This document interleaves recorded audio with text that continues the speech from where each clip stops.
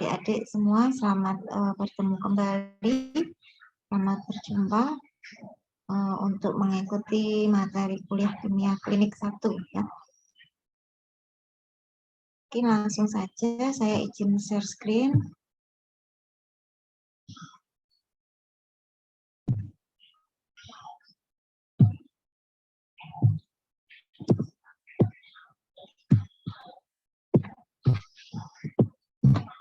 Bisa dilihat?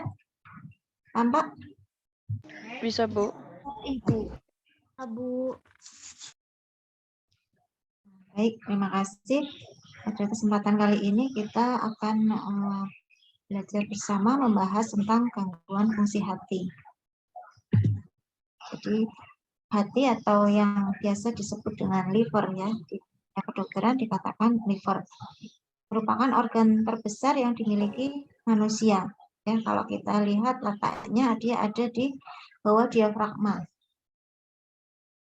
Di bawah diafragma, terletak di bagian kanan atas dan dilindungi oleh tulang. Kemudian fungsinya apa itu hati atau liver tadi ya, yaitu menetralisir racun. Jadi sisa-sisa makanan, obat dan sebagainya, kemudian hasil metabolisme itu merupakan racun ya. Jadi bisa dinetralisir oleh hati, sehingga tidak mengganggu fungsi daripada organ yang lain. Kemudian fungsi hati juga menghasilkan protein, membantu proses pembekuan darah.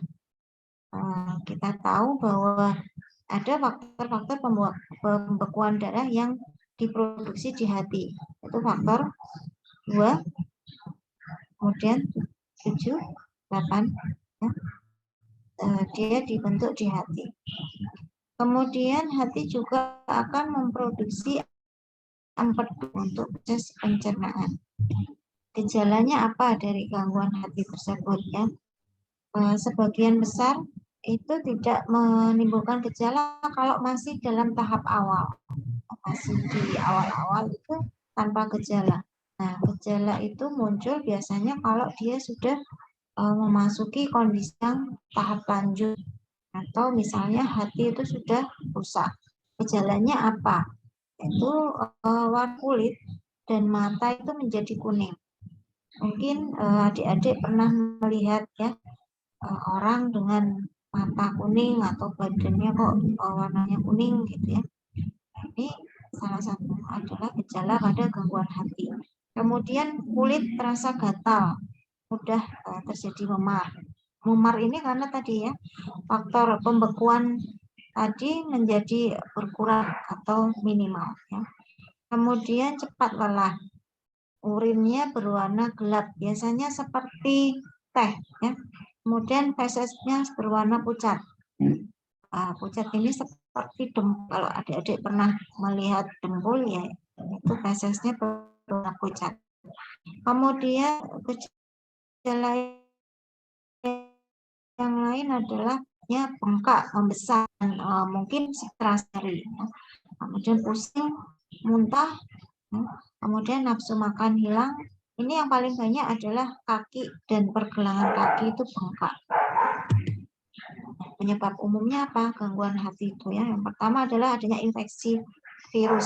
Ya, biasanya yang menyerang adalah virus hepatitis A, B maupun C. Nah, penularan hepatitis B dan C ini juga bisa berasal dari ibu hamil yang menderita infeksi. Jadi dia menularkan ke janinnya. Bisa juga adanya kelainan genetik meskipun hanya minimalis ya. Kemudian kanker, penimbunan lemak atau yang disebut dengan perlemakan hati, dan gangguan dari sistem imun. Nah, ini hal-hal yang bisa meningkatkan risiko ya, gangguan hati tadi, yaitu menggunakan jarum suntik.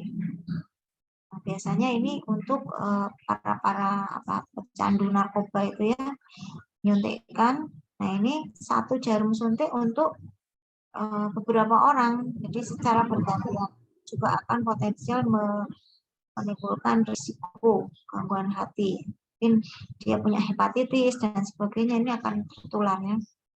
Maka penggunaan jarum suntik pun untuk pasien itu disarankan adalah 1 jarum untuk 1 pasien, tidak boleh untuk 2 atau 3 pasien atau beberapa pasien. Jadi 1 kali pakai buang disposable. Kemudian melakukan hubungan seks tanpa pengaman atau sering berganti-ganti pasangan. Nah, ini juga meningkatkan risiko kalau dia punya hepatitis, ya, penyakit yang lain, misalnya AIDS dan sebagainya juga bisa potensial menularkan. Kemudian penggunaan jarum tindik atau tato yang tidak steril, ini juga bisa sama intinya tadi ya, bisa meningkatkan risiko tertularnya penyakit, misalnya hepatitis B, hepatitis C, kontak langsung dengan darah atau cairan tubuh dari penderita hepatitis. Ini juga akan meningkatkan risiko. Kemudian mengkonsumsi obat-obatan secara berlebihan. Nah, tadi ya, fungsi daripada hati adalah detox. Dia menetralisir racun. Nah, kalau misalnya konsumsinya terlalu berlebihan, nah ini heparnya tadi atau hatinya tadi sudah terlalu jenuh. Jadi untuk menetralisir kembali ini sudah kesulitan ya. Atau kebiasaan minum minuman beralkohol, ini juga bisa. Kemudian mengkonsumsi suplemen atau obat herbal dalam dosis tinggi. Ya. Kemudian obesitas, biasanya ini nanti terjadi perlemakan hati. Juga pada penderita diabetes dengan tipe 2. Ya. Nah, apa saja jenis-jenis gangguan hati? Yang pertama adalah penyakit kuning atau disebut dengan ikterus atau ikterik. Ikterus sendiri adalah berasal dari bahasa Yunani. Kalau di bahasa asingnya ya, bahasa Inggrisnya jaundice ya, namanya. Artinya adalah kuning. Di mana kondisi klinis terjadi perubahan warna kulit serta mukosa menjadi kekuningan karena adanya peningkatan daripada kadar bilirubin di plasma. Kadarnya itu bisa mencapai lebih dari 2 mg per desiliter. Biasanya bilirubin yang tinggi ini karena adanya peradangan pada hati. Bilirubin sendiri dibentuk dari pemecahan cincin Hem pada metabolisme sel darah merah. Jadi darah merah kan mengandung hemoglobin dari hem dan globin. Ya. Hemnya itu adalah nanti untuk membentuk pecah ya, membentuk bilirubin. Ya. Sedangkan globin itu kalau itu adalah dari proteinnya. Kalau misalnya dia bermasalah bisa jadi talasemi dan sebagainya. Kalau ini bilirubin adalah pemecahan dari cincin hem. Keadaan ini merupakan suatu tanda penting adanya penyakit hati atau kelainan fungsi hati, saluran empedu, penyakit darah. Misalnya ada kelainan sel darah merah. Jadi keadaan yang kuning tadi, nah ini bisa diidentikan dengan adanya gangguan dari fungsi hati maupun saluran empedu.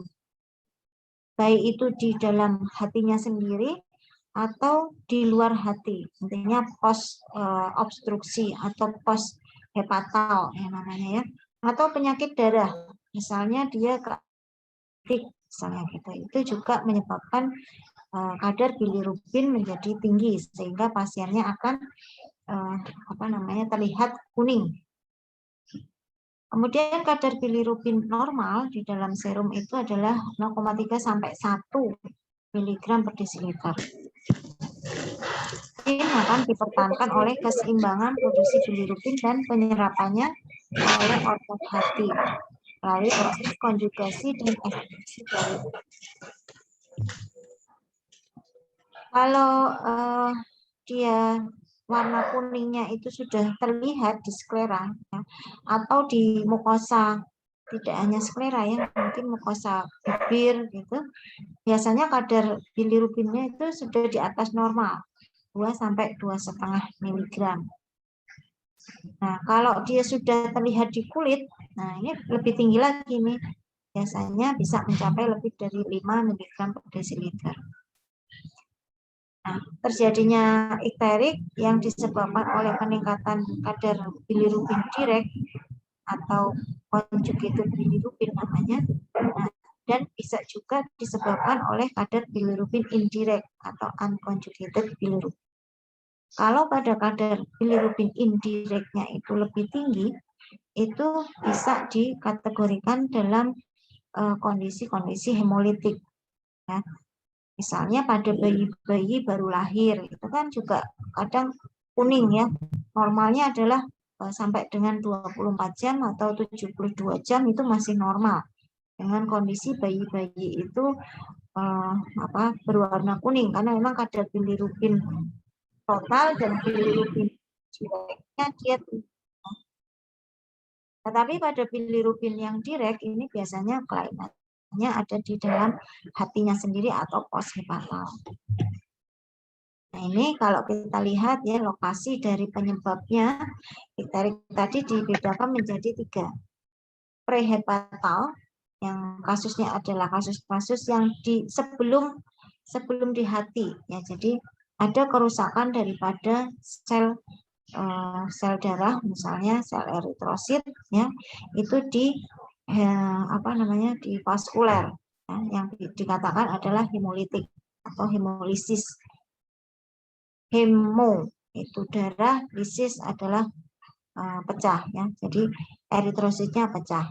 Itu yang prehepatal. Kemudian kalau ikterik disebabkan karena hepatal atau intrahepatik, biasanya kelainannya ada di parenkim daripada hepar sendiri. Misalnya tadi ya hepatitis, kemudian misalnya perlemakan hati dan sebagainya, atau misalnya karsinoma, itu biasanya di hepatal atau intrahepatal. Kemudian kalau ikterik post hepatal atau ekstrahepatal ini kejadiannya adalah setelah dari hepar. Biasanya kasus-kasus obstruksi atau misalnya pada sumbatan empedu, misalnya kantung empedu, ini juga menyebabkan ikterik dari post hepatal atau ekstrahepatik. Nah, produksi dari bilirubin pada ikterik obstruksi itu normal. Tetapi karena dia tersumbat, nah dia bilirubinnya itu tidak bisa dialirkan ke usus ya. Kalau kita tahu bahwa di sistem anatomi daripada hepar dan saluran empedu ya, dari hepar kemudian saluran empedu akan bilirubin itu akan mengalirlah ke usus ya, usus 12 jari di situ. Nah, ini karena terjadi sumbatan, obstruksi. Nah, biasanya ini tidak bisa diteruskan ke usus. Jadi dia yang tadi produksinya normal kembali lagi. Ya, kembali lagi kemudian menuju ke sirkulasi. Kemudian pada kasus-kasus dengan ikterik obstruksi yang post hepatal, ini paling banyak dijumpai pada usia-usia yang sudah tua ya, 50 sampai 59 tahun. Biasanya 29,3%. Nah, bisa dijumpai pada perempuan dan laki-laki, biasanya lebih banyak pada laki-laki. Ya. Kemudian kalau ikterik obstruksi yang disebabkan oleh kanker, ya, biasanya ini adalah karsinoma kaput pankreas. Ini kan kalau kaput pankreas itu kan dia letaknya berdekatan dengan kantung empedu. Nah, ini kalau misalnya terjadi karsinoma atau terjadi keganasan akan membesar, kemudian menjadi benjol-benjol dan sebagainya. Nah, ini akan menyumbat yang terjadi obstruksi. Nah, bisa juga disebabkan oleh kantung empedu maupun disebabkan oleh batu pada saluran empedu atau yang disebut dengan common bile duct. Nah, pemeriksaannya apa saja? Yang biasanya yang diperiksa adalah SGOT, SGPT, bilirubin. Nah, ini adalah marker yang paling penting apabila terjadi kerusakan hati. Nanti kalau misalnya ada ke arah misalnya keganasan hepar, nanti bisa ditambah dengan alfa fetoprotein dan gamma GT. Biasanya kalau terjadi sumbatan. Yang kedua adalah kolestasis. Kolestasis itu adalah ketika aliran darah empedu dari hati itu tersumbat. Nah, fungsi dari cairan empedu biasanya untuk membantu proses pencernaan. Nah, proses pencernaan apa di sini adalah lipid ya, atau lemak yang biasa fungsi dari cairan empedu. Jadi lemaknya itu nanti akan supaya bisa diserap gitu ya. Diemulsifikasi namanya. Nah, aliran empedu yang terhambat ini yang tadi tidak bisa menuju ke usus ya akan memicu terjadinya penumpukan bilirubin, sehingga kalau bilirubinnya itu balik lagi kemudian menumpuk, itu akan menyebabkan tubuh maupun mukosa menjadi berwarna kuning karena kelebihan dari bilirubin. Nah, ini kita lihat ini liver ya. Di sini ini kan gambar secara anatomi utuh ya. Kita lihat livernya di sini ya. Kemudian di aliran setelah liver itu ya, di sini ada kantung empedu. Empedu ini dialirkanlah ke sini ya, ke usus. Atau 12 jari. Nah, ini dialirkan ke sini. Nah, sedangkan di sini ada pankreas namanya. Tadi kalau misalnya terjadi karsinoma kaput pankreas, berarti di sini terjadi pembesaran pankreas, kemudian berbenjol-benjol, mengeras dan sebagainya, ini akan menyumbat, ya, menyumbat si kantung empedu ini, saluran empedu. Nah, kalau ini di kantongnya ini karena mungkin ada sumbatan atau faktor-faktor tertentu bisa menyebabkan terjadinya batu empedu. Nah, karena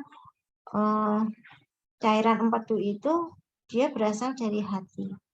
Kandungannya yang pertama adalah adanya pigmen empedu, garam empedu, kolesterol maupun lecitin. Nah, manfaatnya dari empedu tadi adalah mencerna makanan terutama dalam bentuk lemak sehingga bisa diserap. Nah, kalau kita tahu lemak itu dengan air itu tidak bisa bercampur. Nah, butuh dia namanya zat emulsi. Yang di sini kalau di dalam tubuh kita adalah empedu. Nah, untuk batu empedu atau gallstone ini biasanya itu kalau masih awal-awal itu tanpa gejala. 10-20% populasi. Biasanya itu risiko 1 di antara 3 wanita dan 1 di antara 6 laki-laki. Jadi wanita itu akan lebih mudah terserang batu empedu dibandingkan dengan laki-laki. Ya. Kemudian biasanya gejalanya nyeri atau yang disebut kolik. Ya, kolik itu adalah nyeri hilang timbul. Jadi kalau kadang-kadang dia nyeri sampai seperti diremas-remas, diperes-peres, kadang kemudian membaik kembali, kemudian muncul lagi, gitu ya. Nah, ini kalau sudah sampai dengan menyumbat, maka akan bisa menjadi kuning. Biasanya lokasi nyerinya itu di hepar sini ya, di sebanding dengan tadi letak hepar tadi sampai dengan punggung. Ini sampai ke belakang, sampai dengan punggung. Ini tipe-tipe dari batu empedu, kalau misalnya ini tadi sudah dibuka ya, nah, tinggal ukurannya seberapa di sini. Ya, bisa kecil, bisa besar, bisa batu kolesterol atau batu yang berpigmen, ya, itu bentuknya. Nah, ini gejalanya biasanya adalah nyeri kolik, kemudian radang, ya, kemudian histerik, pankreatitis dan ileus. Nah, faktor risiko terjadinya batu empedu itu biasa disebut dengan 4F ya. 4F biasanya fat, kegemukan, 40 usia di atas 41 tahun, female perempuan, dan fertile. Fertile itu subur. Nah, atau sering ditambah dengan 2 lagi menjadi 6F. Nah, fat, female, 40, fertile, fatty food intolerant, ya, jadi dia tidak bisa memecah atau menyerap makanan berlemak, dan flatulen, sering buang angin, flatulen. Ini risiko untuk terjadinya batu empedu. Nah, ini usia tadi di atas 40 tahun ya, harus kegemukan, ya, fat. Nah, ini yang baru diketahui juga penurunan berat badan yang sangat ketat atau diet yang ketat ini juga memicu terbentuknya batu empedu.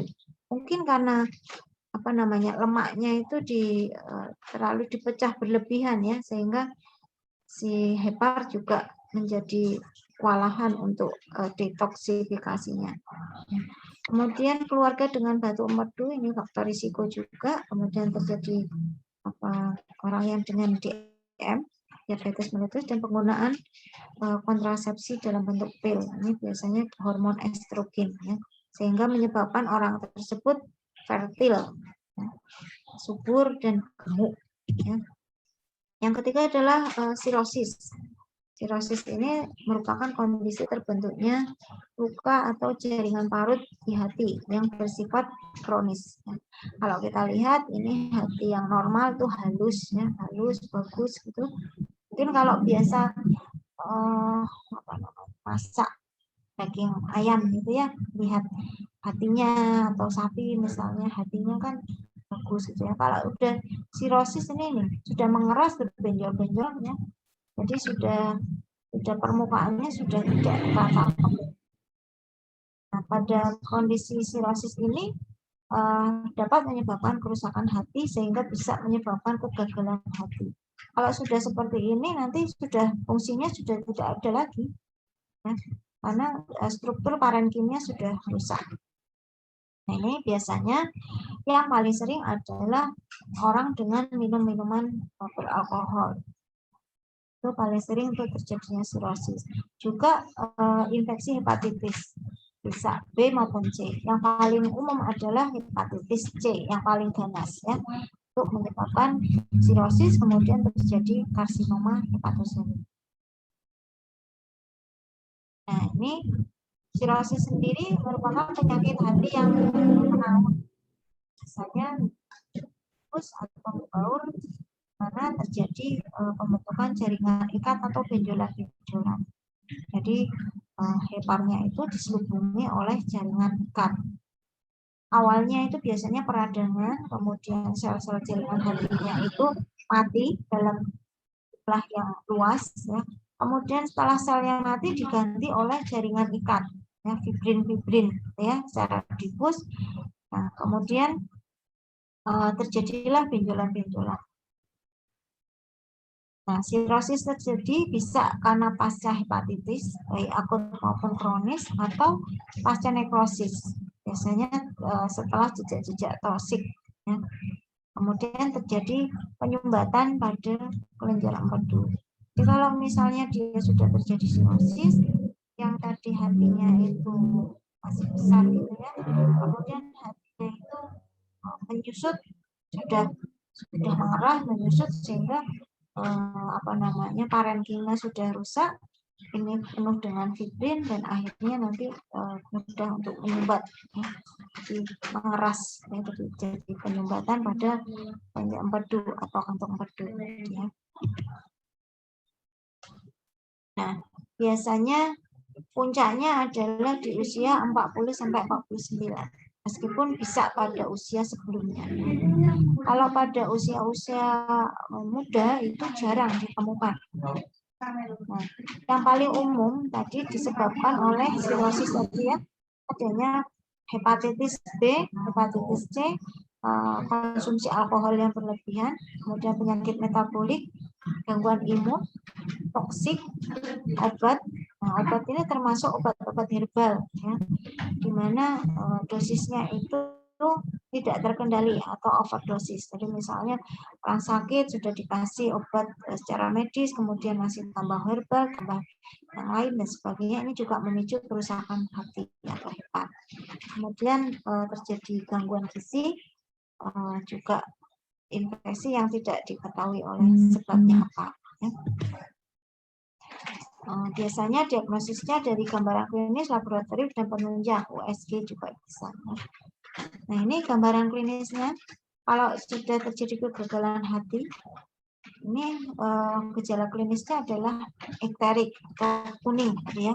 Kemudian terjadi udim perifer, bengkak-bengkak ya. Kemudian cenderungan perdarahan karena tadi faktor-faktor pembekuannya juga terganggu.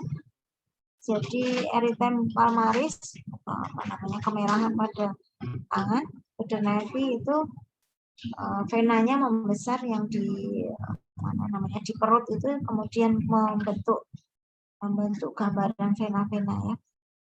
Nah, bisa terjadi hipertensi portal, jadi terjadi pembesaran limpa yang disebut megali, kemudian bisa terjadi varises esophagus karena ini di daerah di daerah dada, kemudian yang vena yang di esophagus itu menjadi tertekan ya, sehingga terjadi varises esophagus. Nah, varises esophagus ini kalau misalnya pembuluh venanya itu pecah, maka terjadilah perdarahan ya. Kemudian gejala yang umum juga adalah asistes atau adanya cairan pada perut ya. Di perutnya membengkak, isinya adalah air, disebut dengan asites ya. Nah, kalau kita lihat perutnya membesar ya, besar, isinya air ini. Kemudian ini adalah spider navy, jadi venanya kelihatan ya, navy. Kemudian biasanya ini gatal-gatal di sini. Nah, ini orangnya biasanya bingung ya, confusion karena dia sudah bilirubinnya sampai ke otak, dia jadi encephalopathy. Tubuhnya ini kuning, nah, biasanya ini kuning dari mulai skleranya, kemudian perutnya dan sebagainya ya. Ini kuning. Nah, kalau kita lihat tangannya ini memerah, ya. Red palm, ya, merah. Ini tadi ya gambaran hematologinya, cenderungan perdarahan, terjadi pisitopeni, penurunan jenis semua atau pansitopeni, trombinnya memanjang, ya, faktor pembekuan hati juga berkurang. Nah, edem perifer terjadi setelah asites itu timbul. Ya. Biasanya ini kan tadi dikatakan bahwa hepar juga memproduksi albumin. Karena ini terjadi gangguan, maka akan terjadi hipoalbuminemi. Nah, kalau sudah terjadi hipoalbuminemi, berarti tekanan onkotiknya itu menurun sehingga menjadi Nah, ini pemeriksaan laboratorium yang biasa digunakan untuk mendeteksi adanya sirosis hepatis, yaitu SGPT, SGPT, SGOT, ya. Kemudian gamma GT, alkali fosfatase, bilirubin, albumin, ya, globulin, kemudian waktu protombin, APTT juga bisa. Nah, kemudian pemeriksaan yang lain adalah USG maupun biopsi. Kemudian lanjut ke hepatitis A, ya, biasanya disebabkan oleh virus hepatitis A. Nah, ini penularannya melalui orofekal atau melalui mulut, ya, dan melalui feses. Nah, ini biasanya pada air yang tercemar dari feses. Nah, kalau misalnya nih ya, misalnya para pedagang-pedagang kaki lima itu kan kalau kita lihat yang berjualan itu dia hanya menyediakan untuk tempat cuci piringnya adalah 1 ember. 1 ember, kemudian dia tangannya di situ ya, kemudian cuci di situ, nanti piring yang lain lagi gitu ya. Nah, ini kalau misalnya si Pak yang jualan itu menjaga kebersihan, mungkin dia waktu ke belakang itu dicuci dengan betul, kemudian disabun. Nah, tapi kalau misalnya enggak, pas kebetulan dari yang penjualnya tadi itu penderita hepatitis A, nah ini dari tangannya yang mengandung masih feses tadi juga bisa menularkan karena itu kan air hanya 1 ember. Jadi kasus yang dulu booming di Jogja ya, hepatitis A itu menjadi booming setelah ditelusuri adalah memang dari pedagang-pedagang. Mereka juga sudah ternyata terkena hepatitis A tapi tidak menyadari karena masih stadiumnya masih awal ya, jadi tidak tidak tahu kalau itu adalah dia menderita hepatitis A. Kemudian dari cara cuci piringnya dan sebagainya ini memicu untuk penularan hepatitis A. Bisa juga kontak fisik dengan penderita melalui hubungan seks ya, risiko tertular hepatitis A. Ini biasanya kan oral ya, oral fekal. Ya. Nah, kiat-kiat untuk mencegah tertularnya penyakit hepatitis A itu apa? Nah, salah satunya adalah vaksinasi hepatitis A. Kemudian cuci tangan dengan sabun, air mengalir. Jangan lupa airnya harus mengalir. Kalau airnya tidak mengalir ya kayak sama aja kayak tadi ya, bapak yang jualan keliling gitu yang menggunakan hanya 1 ember. Kemudian tidak berbagi penggunaan barang pribadi, misalnya sikat, kemudian sendok, garpu itu dengan orang yang terinfeksi hepatitis A. Usahakan adalah milik sendiri atau milik pribadi. Nah, ini selalu makan makanan yang dimasak sampai mendidih. Ya, karena virus itu mati pada suhu 100 derajat aja mati. Nah, pada saat tidak dimasak dengan sempurna, itu juga akan meningkatkan risiko untuk tertularnya penyakit hepatitis A. Kemudian, ini hindari konsumsi makan buah sayur yang mentah. Ya, dari lingkungan yang tidak mungkin ini tidak dicuci dengan baik ya. Kemudian jaga kebersihan diri maupun lingkungan di tempat tinggal kita. Kemudian hepatitis B lanjut ya, merupakan penyakit disebabkan oleh virus hepatitis B, kemudian kebanyakan ditularkan melalui darah, cairan tubuh maupun luka yang terbuka. Bisa juga ibu hamil ya menularkan pada janinnya. Nah,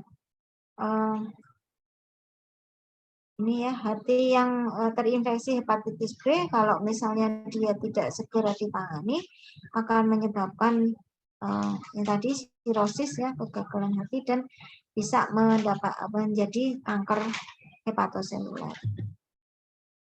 Untuk penularannya hepatitis B bisa melalui darah, bisa melalui hubungan seksual ya. Bisa dari ibu hamil ke janinnya. Kemudian bisa juga karena penggunaan alat-alat yang digunakan bersama-sama, misalnya kayak pencukur, sikat, ini digunakan bareng-bareng.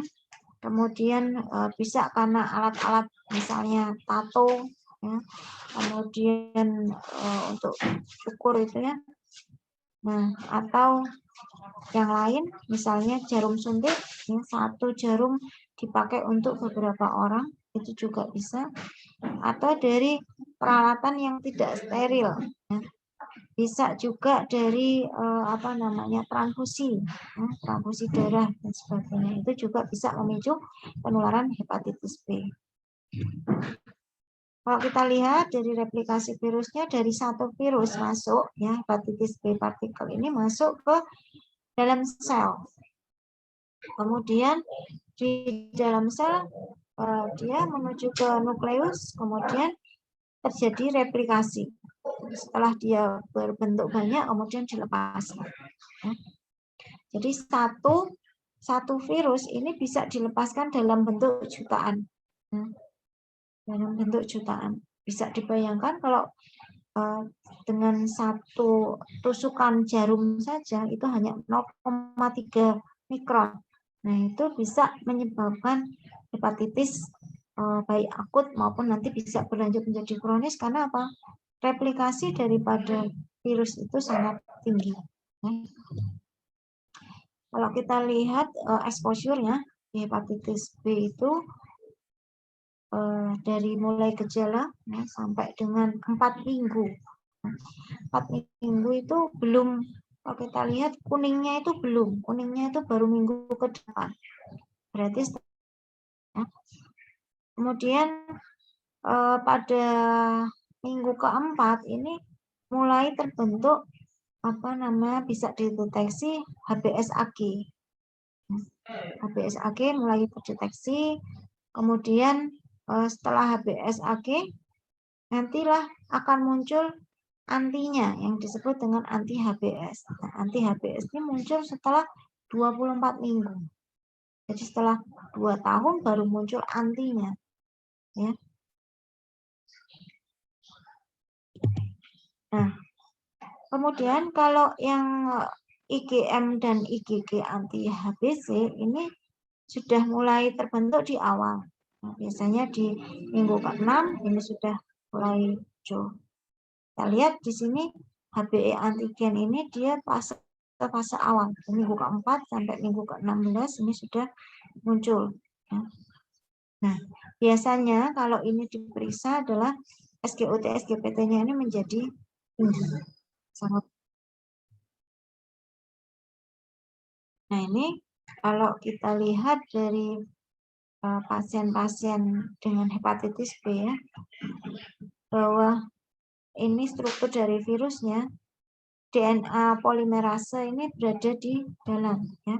Kemudian HBsAg itu adalah surface, ya, permukaan, dia ada di luar. Kemudian HBC antigen itu adalah core, ya, di sini.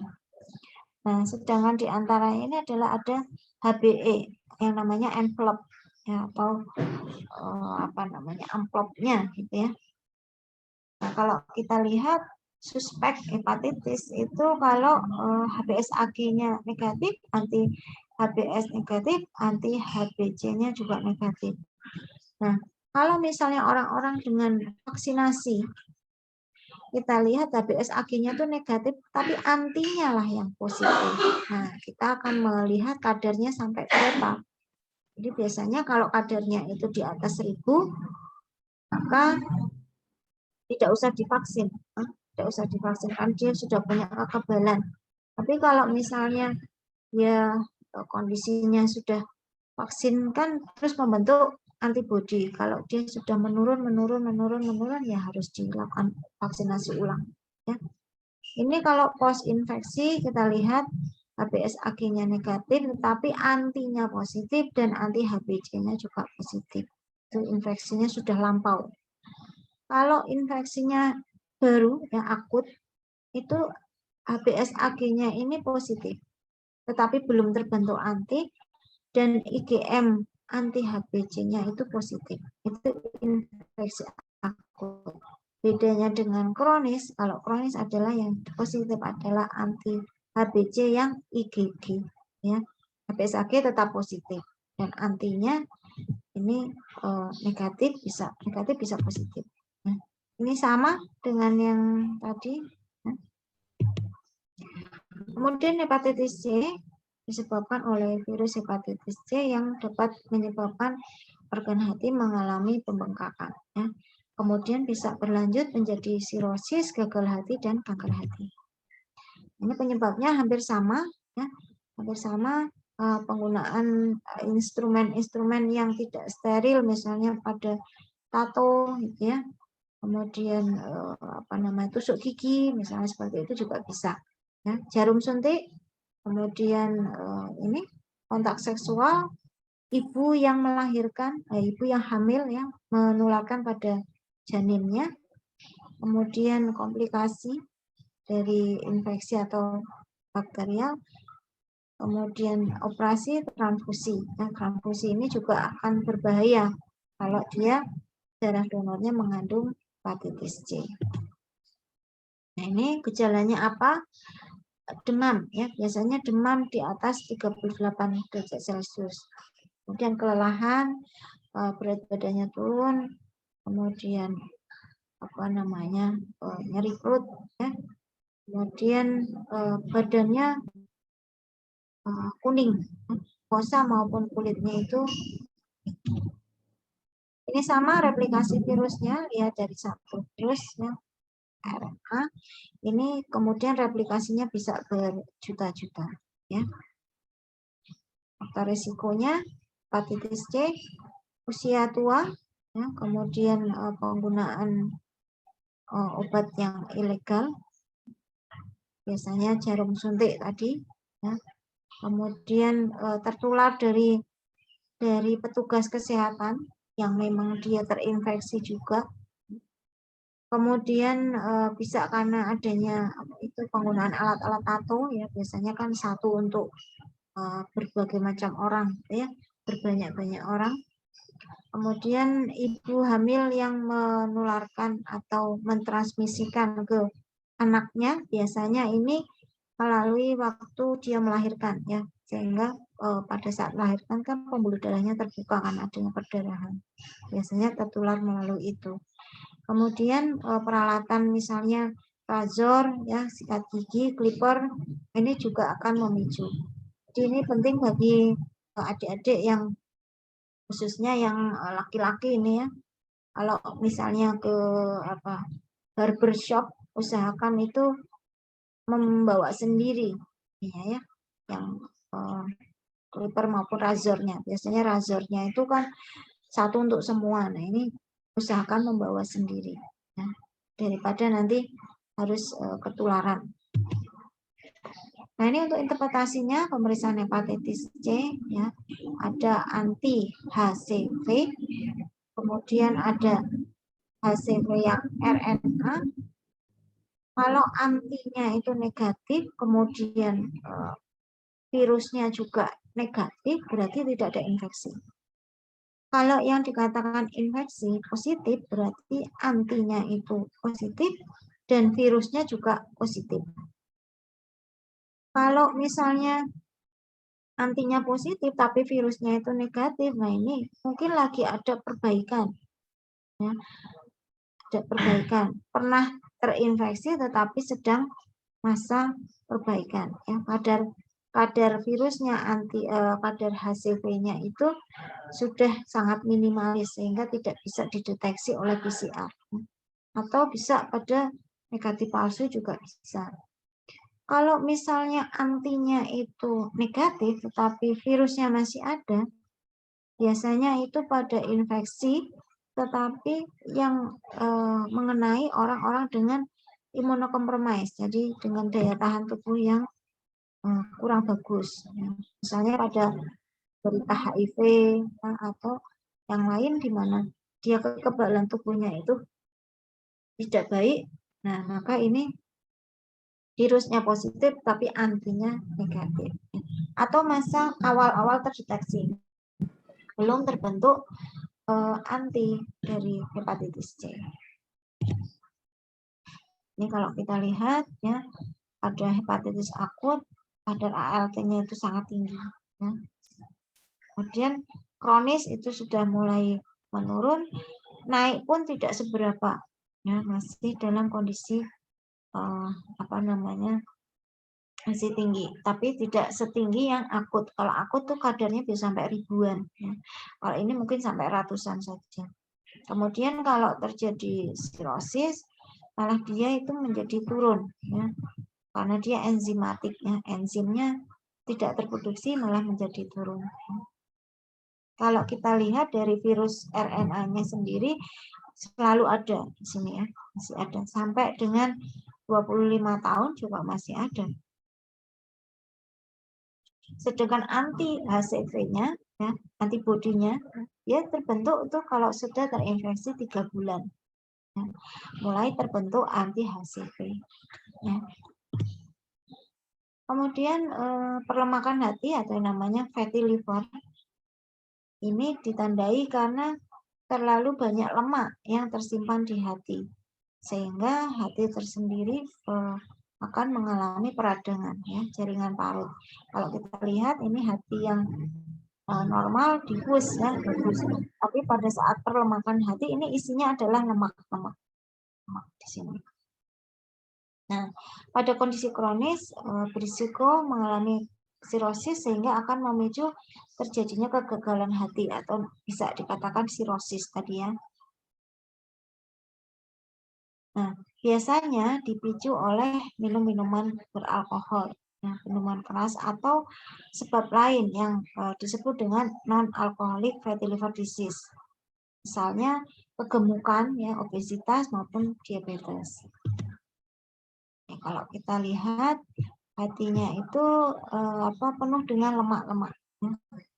stadiumnya dari mulai yang sehat, kemudian terjadi fatty liver, deposit daripada lemak, terjadi fibrosis, ya, terbentuknya fibrin-fibrin, ini mulai mengeras, kemudian baru akan terjadi sirosis yang tadi, ya.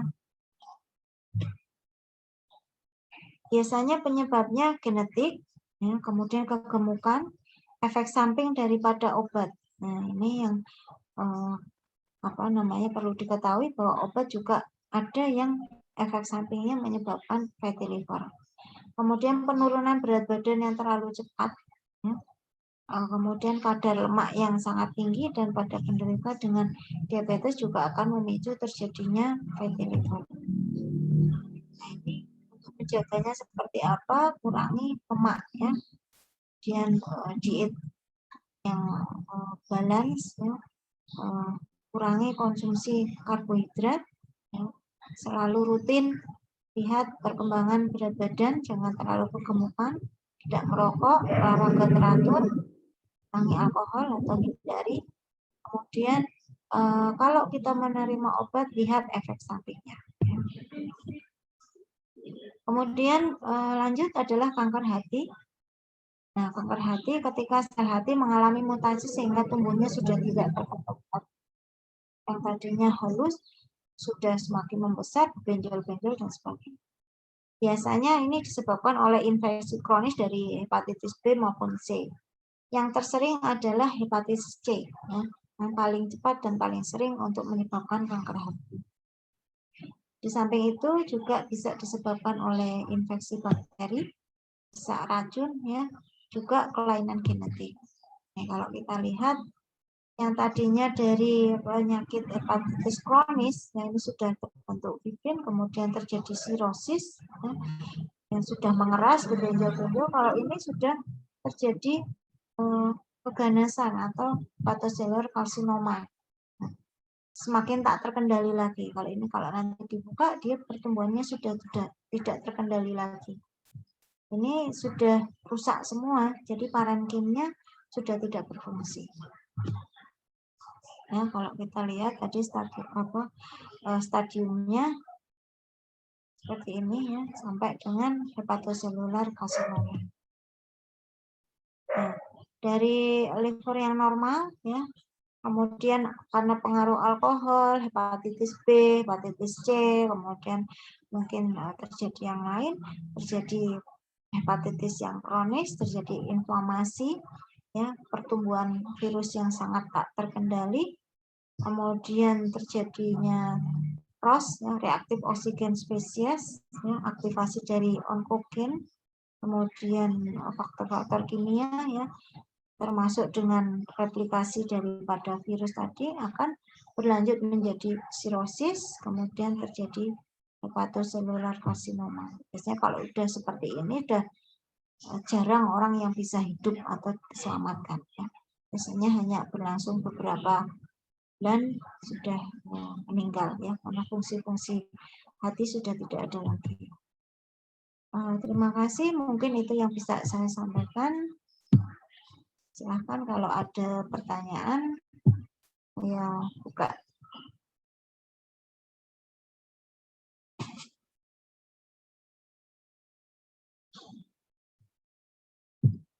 Monggo, silahkan yang ada pertanyaan. Ibu izin bertanya. Ya, monggo. Ibu pada saat ada kanker hati itu kan otomatis hatinya kan bentuknya sudah nggak sempurna seperti yang sebelumnya, Ibu. Nah, itu saat terjadi kerusakan seperti itu, apakah hatinya akan bisa kembali sempurna lagi? Ya, terima kasih Mas Effendi. Ya. Jadi kalau misalnya dia sudah terkena kanker hati, sudah tidak bisa kembali lagi, ya. Kalau sudah rusak itu sudah tidak bisa kembali lagi. Makanya kalau di dunia kedokteran mungkin ada cangkok hati gitu, ya. Nah, cangkok hati itu dalam rangka untuk menggantikan hati yang sudah rusak, gitu, ya. Kalau yang sudah rusak seperti ini sudah tidak bisa diapa-apakan lagi, sudah, karena fungsinya sudah tidak ada seperti itu, ya. Jadi sudah tidak bisa dikembalikan lagi. atau sembuh seperti sedia kala. Itu Mas Effendi? Baik Ibu, terima kasih. Ya, monggo. Ada lagi? Silakan. Ibu, saya izin bertanya.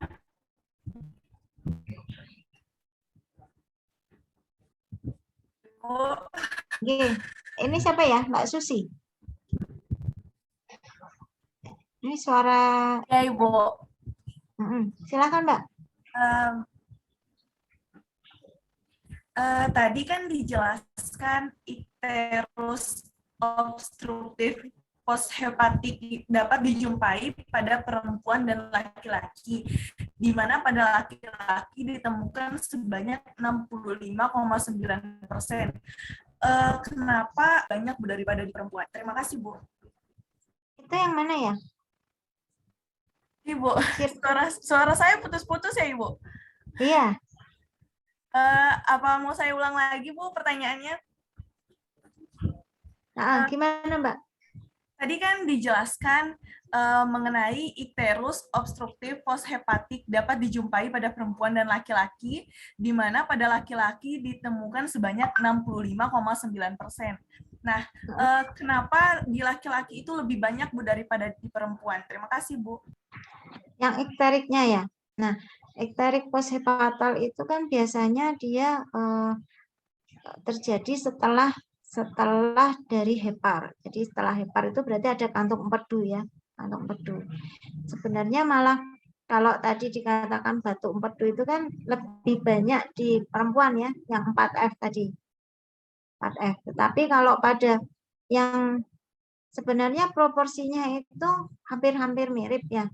Hampir mirip misalnya pada laki-laki maupun perempuan, tergantung pada penyebabnya apa. Bisa terjadi karena sumbatan atau bisa terjadi karena misalnya kanker kaput pankreas. Nah, kalau misalnya tadi yang dikatakan laki-laki itu lebih banyak, itu faktor risikonya mungkin karena pada laki-laki itu kan banyak perokok ya, perokok, minum alkohol dan sebagainya. Itu. Tapi kalau misalnya itu penyebabnya adalah karena batu empedu, nah karena batu empedu sendiri itu lebih banyak pada wanita dibandingkan laki-laki ya, karena tadi faktor risikonya yang 4 atau 6F tadi itu kan nomor 1 adalah female. Ya. Female berusia produktif lebih dari 40 tahun dan gemuk ya. Atau biasa dia mungkin menggunakan pil KB dan sebagainya, sehingga hormon estrogennya juga akan meningkat sehingga akan menyebabkan kegemukan. Jadi mungkin saya rasa kalau misalnya penyebabnya itu laki-laki lebih banyak, lebih ke arah faktor gaya hidup ya, ke arah tadi konsumsi daripada alkohol maupun merokok. Pada pria itu lebih tinggi daripada wanita. Itu Mbak. Baik, Bu, terima kasih penjelasan. Ibu, saya izin bertanya. Ya. Monggo. Saya Mutia Fajralmi izin bertanya. Ibu kan tadi dijelasin di batu empedu itu disebabkan oleh buang angin ya, Bu. Kenapa ya, Bu, buang angin bisa menyebabkan batu empedu? Buang angin itu yang dimaksud buang angin itu kentut ya, Bu, atau itu kenapa ya, Bu? Itu bukan menyebabkan batu empedu sebenarnya ya. Itu adalah efek sampingnya daripada kalau terjadi batu empedu itu kan juga bisa sampai tadi ya ileus ya, terjadi ileus. Jadi memang udara yang ada di usus tadi kan terhambat sehingga menumpuk di situ ya. Jadi menumpuk. Jadi lebih ke arah sering flatus gitu ya. Karena memang ada desakan ke gaster atau ke lambung ya, kalau bahasa awamnya adalah adanya desakan ke lambung gitu. Jadi sehingga akan menyebabkan terbentuknya sering flatus di situ ya. Karena kan tadi lebih ke arah lemak-lemak ya, metabolisme daripada lemak. Oh iya Ibu, terima kasih. Nah, ini saya menjawab dari chat dulu ya. Ada pertanyaan dari Mbak Siti.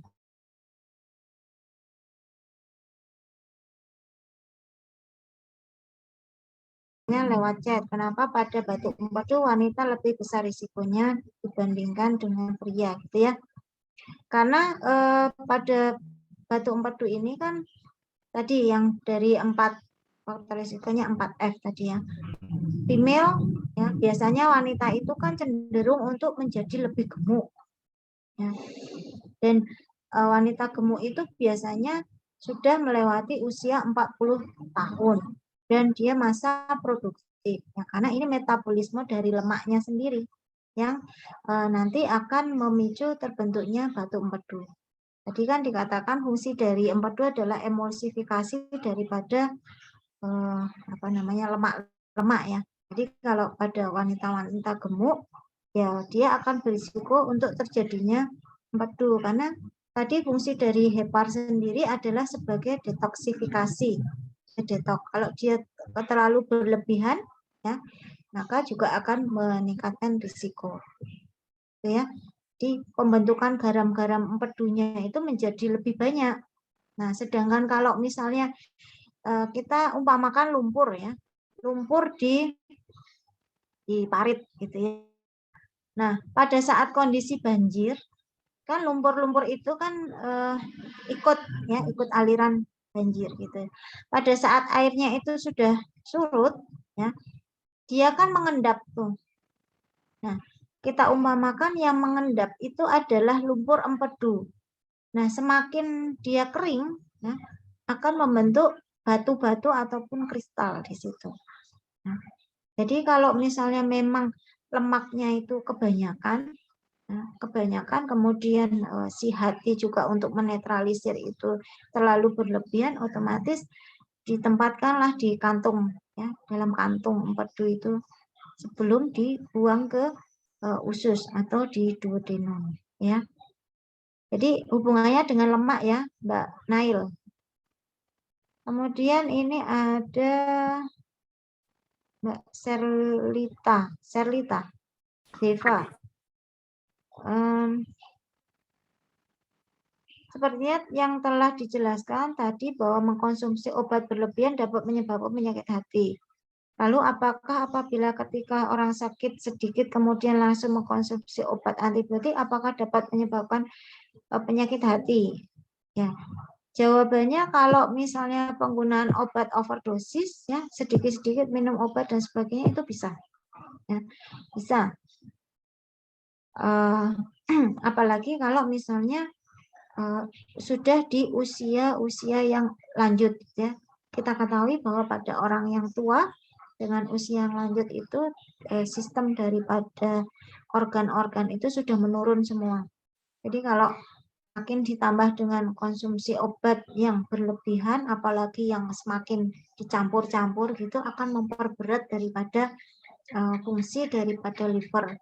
Kalau sudah memperberat kerja dari liver ya nanti akhirnya bisa menyebabkan kegagalan hati tadi ya, sampai dengan penyakit hati tadi. Jadi bisa ya Mbak ya. Kemudian ada pertanyaan lagi. Permisi Ibu, izin bertanya, mengapa merokok bisa menjadi salah satu risiko terjadinya penyakit hati? Apa yang menempel di hatinya? Oh, yang menempel di hatinya ya siapa Mbak Hana? Menempel di hatinya ya yang di hati ya. Nah, intinya adalah pada merokok itu ya, nanti akan dia akan terbentuk radikal bebas ya. Dari oksigen yang terpecah itu O2 menjadi O-. Ya, O-. Nah, itulah yang akan merusak daripada organ. Tidak hanya di hati sebenarnya, termasuk di paru-paru, kemudian di otak dan sebagainya itu bersifat destruktif. Dari radikal bebas yang diproduksi oleh si asap rokok tadi ya. Makanya kan bisa dikatakan kalau perokok pasif itu lebih berbahaya daripada perokok aktif ya. Nah, itu karena apa? Radikal-radikal bebasnya tadi dari produk dari oksigen tadi yang menjadi merusak ke organ lain. Di samping dia dengan efek nikotinnya juga ya, nikotinnya. Jadi tidak hanya di hati ya, termasuk di paru dan organ lain. Kemudian ini dari Mbak Galuh Cahyani, izin bertanya. Yang asites tadi kan terdapat cairan air dalam perut. Apabila dibiarkan akan banyak berbahaya. Apakah cairan dalam perut tersebut dapat keluar dari tubuh bersama dengan urin ataukah harus dilakukan operasi? Ya. Jadi kalau tadi asites tadi terbentuknya itu karena terjadi hipoalbuminemia atau kekurangan daripada albumin. Kita tahu albumin maupun protein itu bersifat onkotik ya. Kalau dia sebagai cairan penyangga, begitu dia sifat onkotiknya itu menurun, maka air akan terjun bebas di situ ya. Jadi kalau misalnya ini memang airnya itu kebanyakan, langkahnya adalah bisa menggunakan obat ya, yang namanya diuretik. Dia nanti ditariklah sama si obat itu untuk kencing terus. Kalau itu masih asif ya, produksinya airnya masih masif, itu harus dikeluarkan di drainase. Jadi harus dimasukkan selang di dalam perutnya di situ, kemudian airnya dialirkan ya. Kemudian dari Widiana, Ibu izin bertanya, apakah sebab terjadinya benjolan-benjolan pada penyakit sirosis? Ya, benjolan tadi ya itu kan karena adanya fibrin-fibrin. Jadi begitu dia parenkim hatinya itu rusak, kemudian parenkimnya itu digantikan oleh fibrin. Misalnya kalau kita lihat dari bahasa awamnya itu fibrin itu adalah tali, gitu ya, tali yang dirajut tak terkendali. Nah, apa yang terjadi kalau misalnya kita mempunyai bantal, misalnya bantal kemudian diikat dengan tali, ya, diikat. Nah, apakah permukaan bantal tadi yang tadinya halus mulus itu bisa kembali halus setelah kita tali, gitu ya? Kan tidak bisa. Dia berbentuk berbenjol-benjol ya, karena tadi ya ada fibrin yang menyelubungi dari hati tersebut, hepar tersebut, sehingga dia akan menjadi keras, mengeras dan berbenjol-benjol. Terus mana lagi nih ya? Nah, ini dari Adinda Putri. Izin bertanya, jika seorang pasien yang sudah dikategorikan pencandu alkohol tapi tidak sampai pada tahap kanker, apakah fungsi hati dan organ hati tersebut berkurang? Lalu setelah dia sembuh, apakah berpengaruh juga pada keadaan dan fungsi tubuh lainnya? Jadi kalau memang dia sudah pecandu alkohol dengan kondisi daripada livernya itu sudah rusak, meskipun belum sampai tahap terminal ya, sampai sirosis maupun karsinoma hepatoseluler, itu tetap fungsinya itu tidak bisa dikembalikan pada fungsi semula. Ya. Jadi kalau dia sudah rusak ya, organ tubuh kita itu sudah, kalau misalnya rusak itu sulit untuk memperbaiki diri. Jadi kalau misalnya memang ini sudah dikategorikan sebagai pencandu, ya fungsinya sudah berkurang, ya. Tidak seperti yang lainnya lagi atau yang masih normal, gitu ya. Ini ada lagi dari Diah Asmir. Izin bertanya, apakah pendonor hati itu diambil semua hatinya atau gimana? Saya pernah lihat film bisa tetap hidup setelah mendonorkan hatinya. Ya. Kalau yang didonorkan itu sebagian, karena hati itu kan terdiri dari 3 lobus. Ya. 3 lobus, nah tinggal lobus mana yang dia ambil. Kalau dia diambil semua ya berarti tidak punya hati. Kalau sudah tidak punya hati biasanya itu orang yang sudah mendekati meninggal misalnya seperti itu ya. Tapi kalau ini dia niat mencangkokkan, ya dia harus mensisakan untuk dirinya sendiri, untuk metabolismenya dia sendiri, ya. Kayak misalnya cangkok ginjal misalnya. Kalau dia cangkokkan dua-duanya, ya nanti apa namanya, dia malah meninggal, ya, karena tidak punya ginjal lagi. Nah, itu yang diambil satu, ya. Kalau ini hati, yang diambil mungkin satu lobus saja. Kemudian ada lagi dari Dinda Karisma. Permisi Bu, izin bertanya, apakah ada efek setelah seorang mendonorkan hatinya? Ya, tentunya efeknya itu apa namanya, tidak bisa 100%, ya. 100% fungsi dari hatinya seperti semula.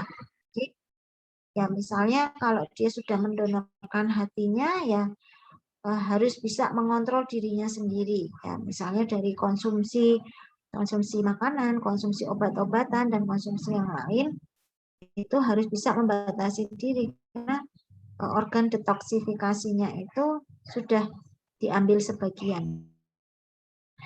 Dan misalnya dari 100% sudah diambil 25%, atau 50%, hanya punya 50% lagi. Jadi apa namanya, efeknya ya dia harus bisa mengontrol dirinya. Kalau misalnya dia tidak bisa mengontrol, overdosis, overload, misalnya tadi ya metabolisme lemak, makan lemak atau rokok, alkohol, dan sebagainya, ya sama aja, dia berarti akan mempercepat kematiannya dia, atau misalnya akan mempercepat terjadinya kerusakan hati itu lebih cepat lagi, ya. Ada pertanyaan lagi sebelum kita akhiri sampai sini? Bu, saya izin bertanya lagi sekali, Bu. Oke. Tadi, Silakan Mbak Susi. Tadi kan dijelaskan tentang pas di resiko terjadinya batu empedu itu fertil atau usia subur pada wanita. Nah, seperti yang kita ketahui, usia subur itu kan dari setelah haid, ya Bu, ya. Terus bagaimana apa namanya, saran Ibu tentang kami ini yang perempuan kan Bu, ya, udah masuk usia subur, agar tidak rentan terjadinya batu empedu, Bu. Terima kasih. Ya, usia subur, yang dimaksud usia subur itu sebelum menopause, ya Mbak. Usia sebelum menopause, bukan pada saat menstruasi loh, ya. Jadi sebelum menopause. Jadi kalau misalnya wanita-wanita untuk mencegah terjadinya batu empedu, ya tadi ada 4F, female, udah tidak bisa diapa-apain lagi orang wanita, ya. Kemudian fat, kegemukan, bisa dikendalikan enggak ini kegemukan? Bisa kan? Bisa, ya. Jadi apa namanya, timbang berat badan, kemudian lakukan olahraga dan sebagainya seperti itu, ya, untuk mengendalikan berat badan. Ini bisa. 40 itu usia 40 tahun, nggak bisa diapa-apakan lagi kalau sudah memang usia, kan. Kemudian yang satunya lagi fertil, ya, masih usia subur, jadi belum menopause, ya. Jadi yang bisa dikendalikan ya cuma satu itu tadi, kondisi lemaknya, ya, metabolisme lemaknya harus dikendalikan. Jadi supaya tidak kegemukan itu bagaimana? Nah, caranya seperti itu, ya. Jadi mungkin lebih banyak aktivitas, gerak dan sebagainya, karena semakin orang tidak bergerak itu akan mengendap. Nah, jadi yang ada di sirkulasi itu akan mengendap, kayak lemak-lemak tadi yang harusnya dia terdistribusi atau misalnya untuk menggantikan sebagai cadangan energi, bisa dipecah, ini tidak bisa, sehingga menumpuk, ya, menumpuk, bisa terjadi batu empedu, bisa terjadi tadi perlemakan hati, perlemakan hati, yang di hatinya itu tertimbunlah lemak-lemak gitu, ya, sampai ke dalam parenkim adalah lemak-lemak gitu, ya, itu namanya perlemakan hati. Gitu. Baik, terima kasih. Ya.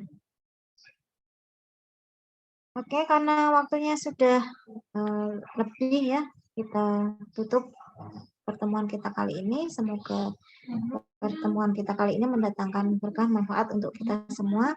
Mohon maaf mengganggu malam minggunya, ya. Nggak apa-apa. nanti dibilangin kalau misalnya mau ketemuan sore aja gitu ya, kalau malam ada kuliah gitu, atau malah mendengarkan kuliah bareng-bareng dengan pasangannya ya. Terima kasih atas terima kasih atas perhatiannya. Saya tutup, saya akhiri. Assalamualaikum warahmatullahi Waalaikumsalam. Waalaikumsalam warahmatullahi. Terima kasih. Assalamualaikum warahmatullahi wabarakatuh. wabarakatuh. Minggu depan ujiannya ya, UTS. Iya Ibu. Iya, Bu. Nanti materinya sampai ini ya, UTS-nya. Baik, Ibu. Baik, Ibu. Iya, Terima Ibu. kasih Terima banyak kasih. Ibu. Ya, saya izin live dulu ya.